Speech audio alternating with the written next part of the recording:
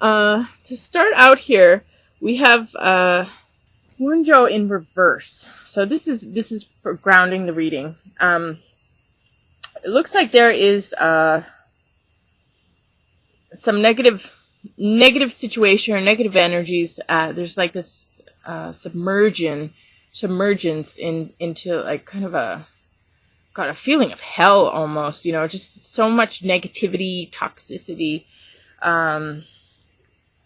It's like sadness and confusion and just feeling possessed by negativity and feeling like the need to rage and just kind of overwhelm.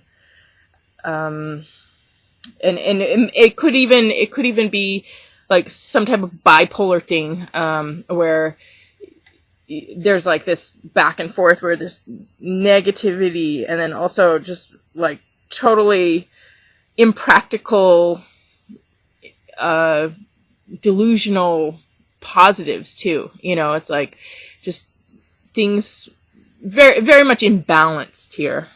Just feeling imbalanced in life and just feeling like everything is, also a feeling of alienation, feeling like you're alone, you're stuck, you're confused, you're overwhelmed, just feeling down, just like brought to your knees with the negativity. And, but this is paired with the being able to find that, star to follow you out, find that light at the end of the tunnel. And being able to, sometimes when we hit rock bottom, that's when we start to actually get that spiritual strength, where we surrender and we realize that the situation is beyond us and we reach to something higher and realize that we surrender to the reality and then ask for help. And that help is there. So, you're wanting to know what to do or how to get out of something, and you receive this knowledge, you receive this connection with the universe, or this feeling of being carried through a hard time. So, it's just, you're being picked up out of a really negative situation here. So we start out, these are the moving lines, so these are steps in time, and we start out with Chocolata, which is about getting your balance and starting to, like, it's almost like all of a sudden you become really aware of what is intoxicating you, what is bringing you down, what is knocking you to your knees, what is really, making you on those extreme highs where you're feeling excessive with everything, where you're feeling that rage or that depression and that alienation and being brought to your knees where you just can't handle things anymore. And really getting a grip on what it is that's influencing you, what it is that is making you feel off balance. And Chocolata has to do with understanding that everything's okay in moderation, but if you have too much of it, it can be a poison. So everything can be a medicine in moderation, but you got to see when you're losing respect for that medicine and it's becoming an addiction where it's taking over for you. When all of a sudden you lose your power and you've given it over to something else, and becoming aware of where you've given your power. How have you given your power away? To what? And taking that power back. So there's this first step here in taking your power back and becoming aware of what you're taking in, what you're surrounding yourself with. So this can be, any food, any drink, any food, any smoke, anything you're putting into your body. It can also do with people. Any thoughts that people are putting into your head, a lot of times if you have a person who is just, emotionally manipulating you or, emotionally or psychologically abusing you in some way, this totally throws you off. I mean, you're going to be off with everything, and you got to see what's the poison. Where have you given your power away? And you got to take that back, and you got to realize that you can't have that in your environment anymore, or you can't have that being put into your body anymore. Something has to change, because you just can't go on like this. Something has to change. So, as soon as you have respect for whatever it is that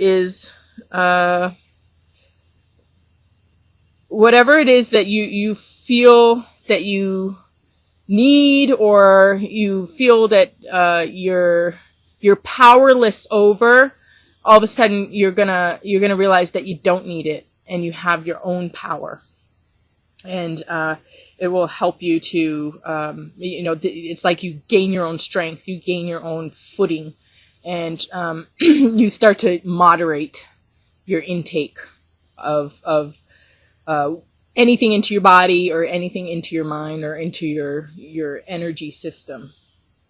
And then we have it paired with a rune of protection. So this is about warding off evil, shielding yourself, guarding yourself, being connected to source, awakening, the higher life, really having those channels of energy open to take you out of this. So this is this is almost those mystic thoughts in your subconscious, but it's also your will and your ability to connect with what you need to connect with to pull you out of the situation. Then we move into Tai Tip, which actually has to do with collaborating with other people, finding your right people and working with them, and being able to do something beyond what you could do by yourself. So all of a sudden, this feeling of alienation, you don't have that anymore, and you're connecting with the right people so that you can really thrive in your work and service, and have those right connections with the people around you to be able to do more than you could by yourself. And then I pulled a clarifier for that, and this has to do with getting what you need in the physical world, getting problems solved. OSHA has to do with healing earth issues, healing the problems around you, and coming together with others to sort out problems. So this is about coming together with people you care about to work out issues, and coming to clarity when before you felt like you were in a state of chaos or confusion, or there's something that needed healing, and then all of a sudden you come together with people and everybody focuses on this problem, and there's some type of resolution when it comes to this issue. And then we have it combined with manas, which is the concept of self and people, and your connection with people, and who can you trust, who can you not trust, and really having intelligent relations and intelligent emotional intelligence with people. So there's this strong clarity of who you can trust and who you can't trust, and aligning yourself with the right people, and aligning yourself with your higher self. Again, finding your own power, and being with people who appreciate and respect that. And then we move into Sasquatch. So we have a king of earth and then a king of mind. And Sasquatch is something that is beyond belief systems. It's something that kind of breaks through your normal world. A lot of times people cannot accept something beyond their belief system, and they reject it, and they just automatically do it. It's like, it's almost like habitual response to reject something beyond belief system. So you feel like you fit in, or you feel like everybody thinks you're normal. But, there's a lot of mass confusion. There's a lot of mass illusion where people can't really see, or people have this, almost like this collective blockage to things outside their comfort zone. So Sasquatch is, about the Bigfoot. So, there's a lot of proof that the Bigfoot exists, but, if somebody were to ask us, a lot of times even, we might even believe in something, but then in a group of people we'll say that we don't, just because we don't want to get into it, or, you just go with the status quo. So this is about, or, aliens or whatever. A lot of people will, they can't believe in the existence of an alien. And then if you actually happen to see some UFO type thing, it's almost like you can't believe it, or you can't make sense of it. And you start to try and make sense of it in terms of what your belief system is. And somehow it doesn't really fit. It doesn't really make sense. There's just, something there that just doesn't, there's still something that is not, not panning out with, how it could be possible. So then all of a sudden you start to realize that, okay, maybe you're seeing something beyond what you normally have seen in the past. Maybe you're seeing something beyond what you're used to, what you've seen your entire life or believed in your entire life. There's something that just doesn't make sense right in front of you. So now all of a sudden you have something outside of your belief system that you're going to have to break down your personal beliefs to start to accept or embrace the truth of your experience. So this has to do with, the truth of your experience, breaking down old belief systems, and kind of coming to a awakening, or an expansion of thought, or an expansion of understanding. And then I drew a clarifier on this, and this is about something being born in your life that's beyond you. And there's something that wants to come in, or something that is coming into your life, some way in which your life is changing, or some way in which your life is greatly improving in your physical world, and it's beyond you. So it's interesting because we have this concept of being beyond, and having this beyondness coming into our regular everyday life. So this is, I find this very interesting, with the resourcefulness, we're reaching up beyond where we normally have, we're going beyond our usual limits for help. And then we have experiences that take us beyond our limited thinking, or our past belief system. And then we have something beyond actually coming in and manifesting in our lives that really takes us for a ride, and changes everything. So there's this big kind of movement from the beyond into your personal experience of life and personal understanding. And then we have the rune combined with this that has to do with like the harvest, and finally breaking through, and having all of your hard work, or all of your prayers finally being answered, things finally coming in for you. Having that success and that peace, and feeling, accomplished at the end of a cycle, feeling the changes that are happening, and the ending of a lot of hard work, and kind of moving into an easier way. So it's like getting the hang of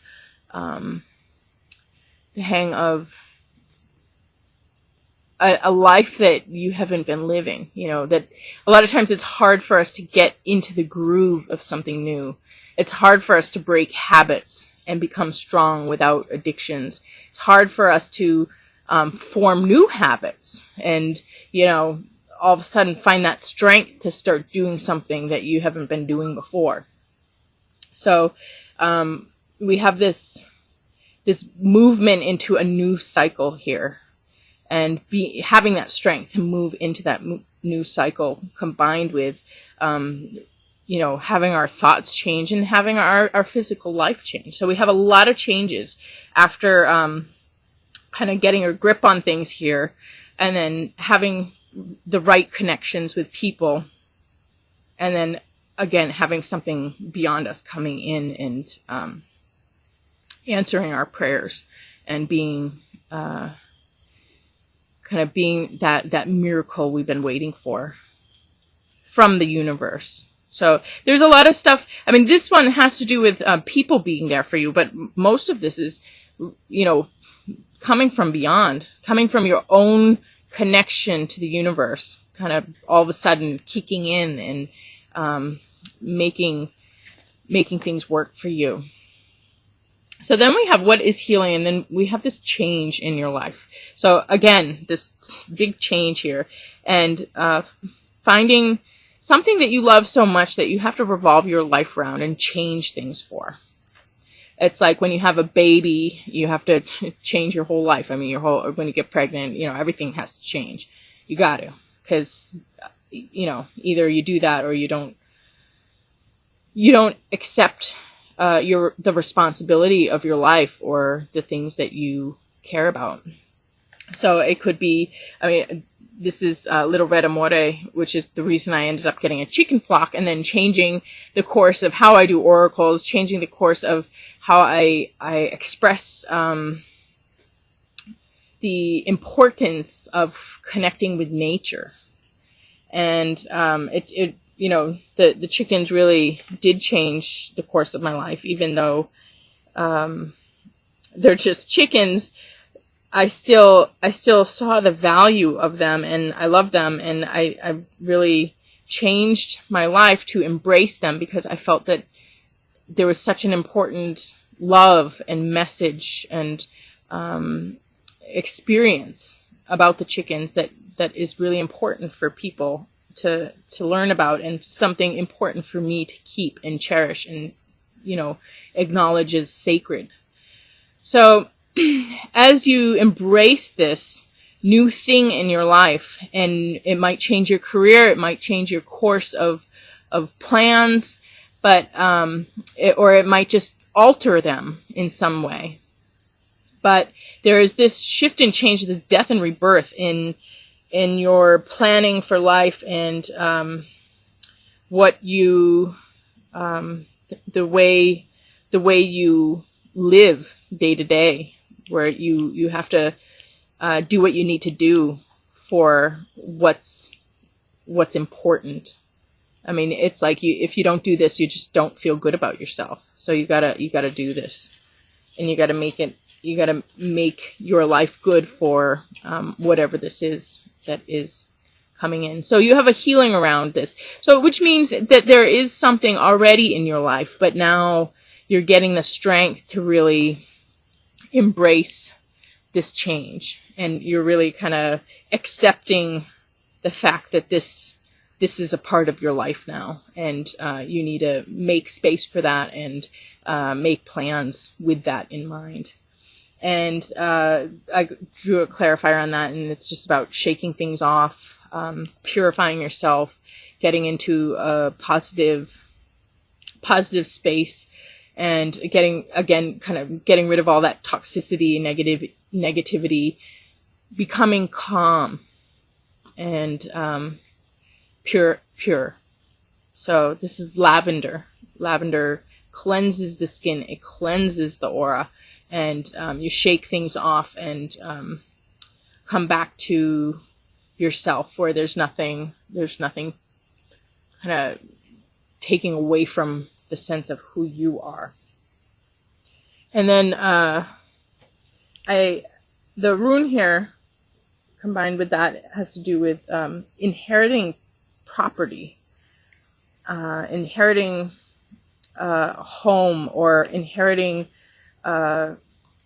some type of physical thing. And it can also have to do with people coming into your life, and, you know, almost like a new group, or it can be some type of increase or abundance in some way that's like physical and tangible in your physical world. So I feel like it has to do with the sense of home, though, the sense of your personal life, you know, something physical or tangible that comes into that, and you feel that it's really important or it's really significant. So again, it kind of is similar to the concept of Little Red Amore, but this is not so much just one thing, but more of I guess it could be one thing, but more of this like a new foundation of something that comes in. So it's not just something that you have to change your foundation for, but it's actually like your foundation is changing, and you have, this is like a perfect timing for your foundation to change when you have something that you really need to be providing for, or changing your life for. And then we have the overall message card, which is people that are bound for a lifetime. People who are with you unconditionally, no matter what. You can do no wrong. And they're there for you all the time. And you can always rely on these people. And they're just solid help, solid therapeutic relation. So, you know, the overall message card is something that you should definitely think about and keep in mind. So if there is somebody in your life, definitely draw on that person. Or, you know, if there's something a little rocky, it's like you have to know who's there for you when the going gets tough. When, you know, everything hits the fan, where, you know, who's there, who's left standing, who's there, who's your forever, who's never going to judge you and let you fall and be there for you to, you know, give you a hand out. And then we have that combined with strength and endurance and protection, and trustworthiness, dependability, reliability. So this is just like, again, a really solid relationship here that that, you know, may trump, you know, this new situation. This does have to do with a group. It's not just one person, but you know, it's almost like one person can bring you to a group, or one person can be there for you to align you with the right group. But you definitely have new things coming in, new changes, and things from beyond coming in to enrich your life and make it more spiritual and more fulfilling and more magical. So again, your card here, resourcefulness, the baobab tree, it says, your thirst for knowledge will be answered by mystic thoughts in your subconscious. So be listening to the universe and to the source of things, and, you know, have faith that you are going to be cared for and provided for, and you got the people, you got the strength, and you got magic coming into your life, as well as you know, important things that are going to give you a much stronger foundation and bring you out of any difficulties that you have been struggling with. So, excellent reading, Sag, and I'm going to go out in the yard and do a live chicken oracle for you.